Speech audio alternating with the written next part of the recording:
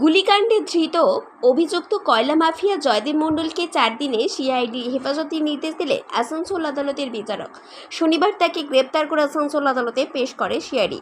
জানা গিয়েছে 2023 সালের অক্টোবর মাসের 30 তারিখে আসানসোলে তার গাড়ি লক্ষ্য করে গুলি চালানোর ঘটনায় জয়দেব মণ্ডল সহ বেশ কয়েকজনের নামে অভিযোগ করেছিলেন ব্যবসায়ী দীনেশ কড়াই।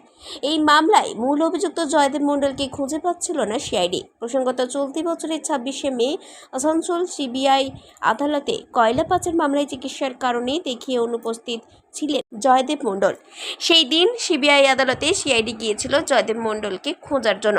শেষমেশ এই দিন জয়দেব মণ্ডলকে গ্রেপ্তার করে আসানসোল আদালতে পেশ করলে বিচারক 4 দিনের সিআইডি হেফাজতের নির্দেশ দিয়েছেন।